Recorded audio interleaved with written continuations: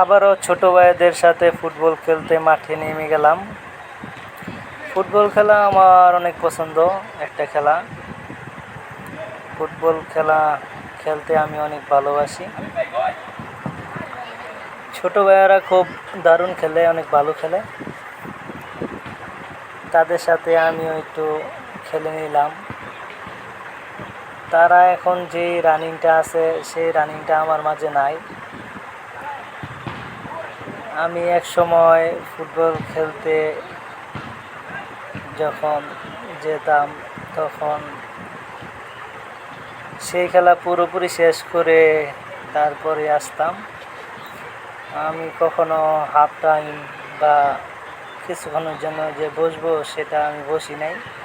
এমন এক সময় গেছে, আমি আগে মানে হরান জিনিসটা কি আমি বুঝতামই না, আমার মাঝে সেটা ছিল না। আগে আমি আরও অনেক শুকনো ছিলাম, চিকন ছিলাম।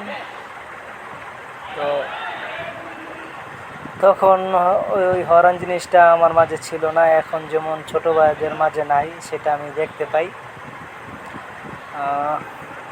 আসলে মানুষের বয়স হলে কিছুটা হলেও তো একটু দুর্বল হয়, বা শরীর ভারী হয়ে গেলে তো আর সেই অবস্থানে থাকে না সবাই। তো যত কিছুই হোক, কিন্তু ফুটবল আমার অনেক ভালো লাগে ফুটবল খেলতে।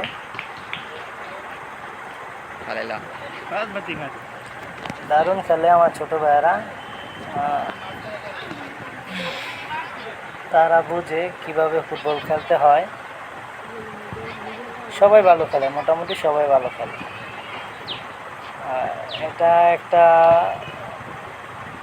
মানে গ্রাম ভিত্তিক খেলা হলো একটা কোয়ালিটিফুল খেলা। দেখবেন, আপনার খেলাটা দেখবেন, তারা কিন্তু খুব সুন্দর বুঝে কীভাবে খেলতে হবে সেটা বুঝে। গ্রামে খেলা হলো অনেকে বুঝে না, আল্লাহ জাল্লাহ করে খেলে। এখানে সেটা নাই, সবাই বুঝে কীভাবে খেলতে হয় ফুটবল।